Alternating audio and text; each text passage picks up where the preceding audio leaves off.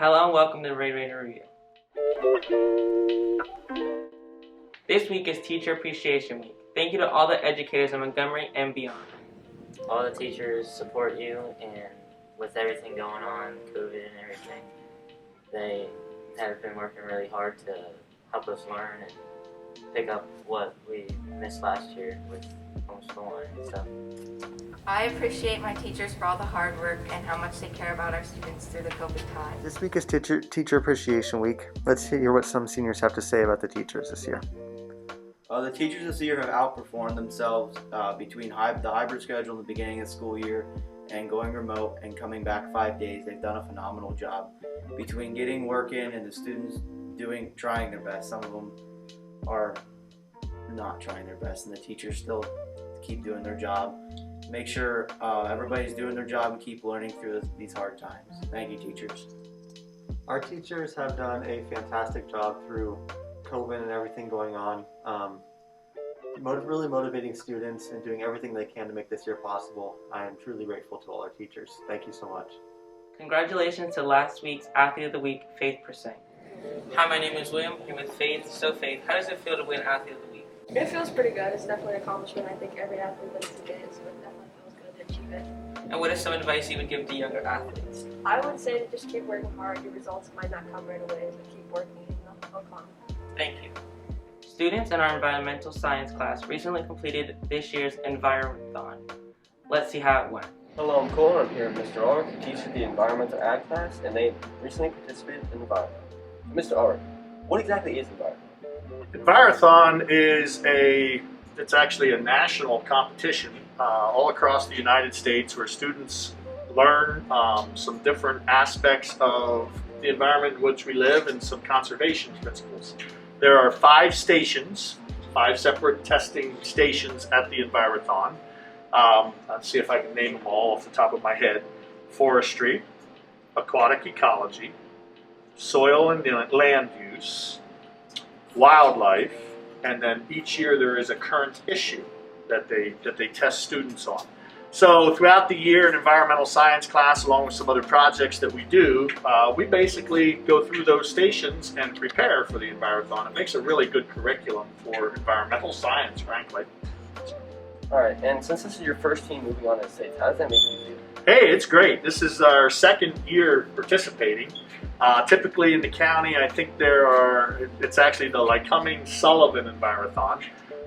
Most years we go up to the Sportsman's Grounds on Route 87 above Montoursville and compete with other schools in Lycoming County and Sullivan County. Typically I think there's like 7 or 8 schools involved in the competition. So to actually have a team take first place in my second year participating, I'm pretty psyched about that.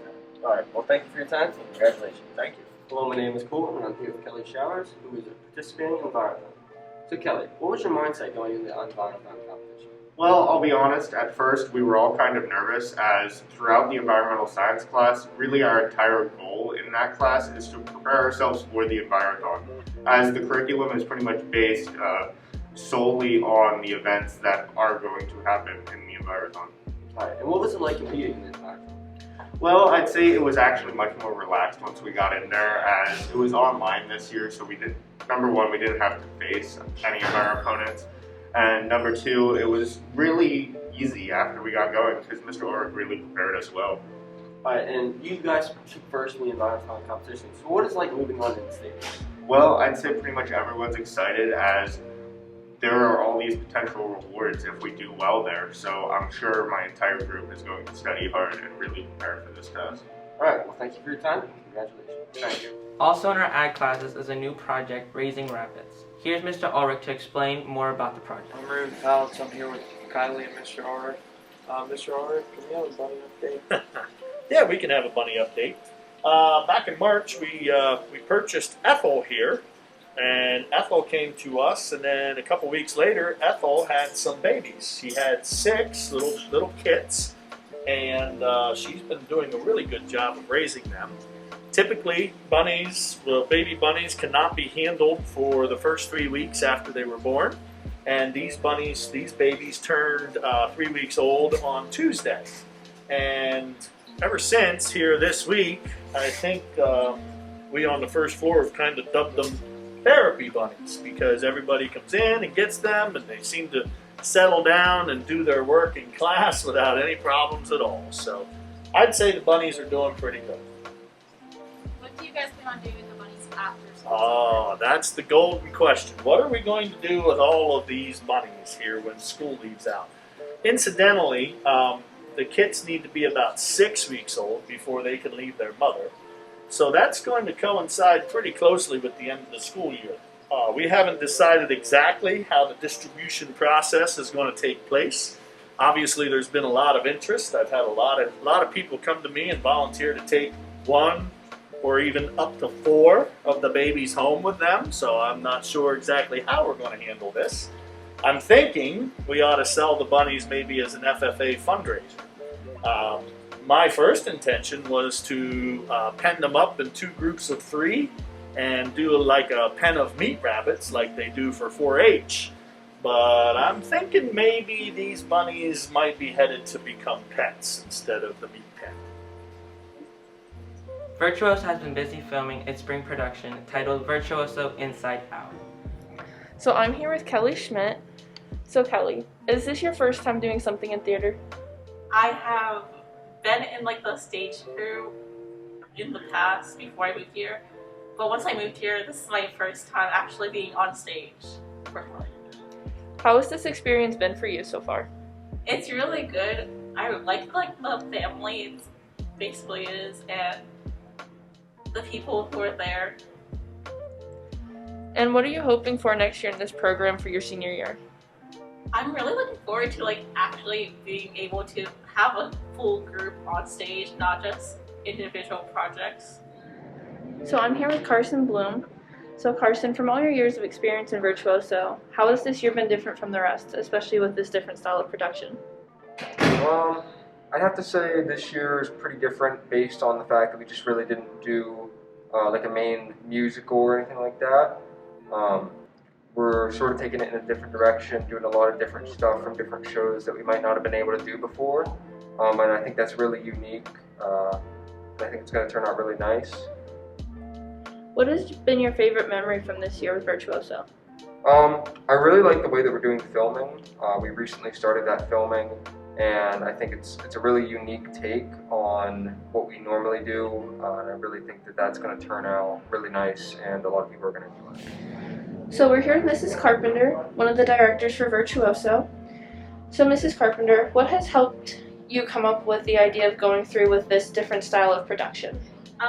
So we started with this show called the Inside the Actor Studio. It's an older show. Mrs. McNair and I both like, but it used to interview actors, famous actors, and highlight clips from their works and what they've done. And we thought that was kind of a really cool concept because nobody really gets to see what the process behind it and the learning stuff. So we started kind of there, and then we decided that this was also our chance to assign people like the dream roles that we'd always wanted to see them do without having to do the whole show. And also because we couldn't pick just one. So it was kind of fun to get to do it this way. So I think that was kind of the inspiration. It's just being able to push people and see what they can do when given the roles that we know they're kind of worth to play. What was the best part of seeing the students' reaction when you told them what their spring production was going to be? Definitely watching them as we kind of explained it, watching everybody realize what this could mean and what it could do and what it could be.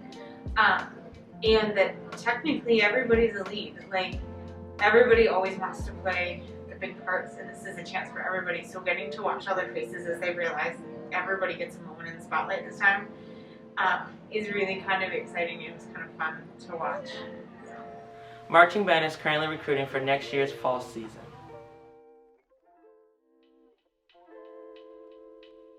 I'm able to balance activities alongside band in the fall. Usually I do soccer and cross country while also doing band.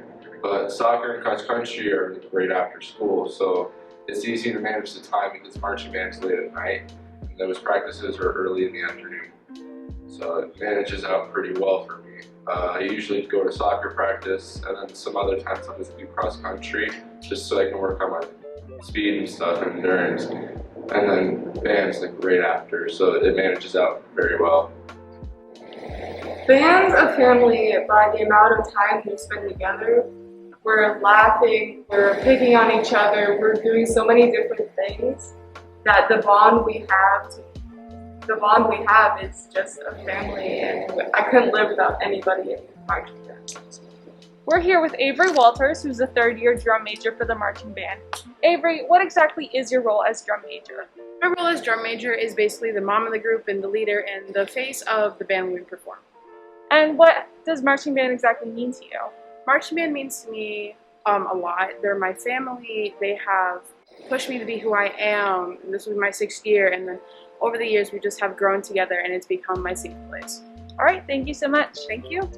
So we're starting recruitment for next year's marching band, and we want every student who is currently in grades 7 through 11 to come on down and sign up. We're really looking forward to getting back into what we normally do, a very exciting season of traveling all over the place, of playing at all the football games, of going to the fairs and carnivals, and just representing Montgomery throughout the state of Pennsylvania and beyond if we can. So if you want to be a part of an exciting group, a large group, and a very talented group, come on down and sign up for marching band today. We will end with Gabe Wright's Pro Sports Update. Hi, I'm Gabe Wright, and I'm coming at you with your weekly sports update. This week in the draft, the Jacksonville Jaguars took Trevor Lawrence, the Clemson quarterback, #1 overall. Last night, the Eagles traded up to the number 10 overall pick to snag Devontae Smith, the Heisman winner out of Alabama. With the 24th overall pick in the NFL draft, the Steelers selected running back Najee Harris out of Alabama. This week in the NBA, multiple NBA teams such as the Suns, 76ers, and Nets all clinched playoff berths. This offseason, the 76ers are expected to trade for Kyle Lowry. The Minnesota Timberwolves are the first team to be eliminated from this year's playoffs. This week in MMA, Yoel Romero was forced out of his Bellator debut due to an undisclosed medical injury. TJ Dillashaw was forced to pull out of his comeback fight at bantamweight due to a cut over his eye. Jorge Masvidal suffered his first ever knockout loss in a fight against Kamaru Usman for the title. Have a good day, Montgomery. Thank you for tuning in. For our staff to yours, stay safe, stay happy, and stay healthy.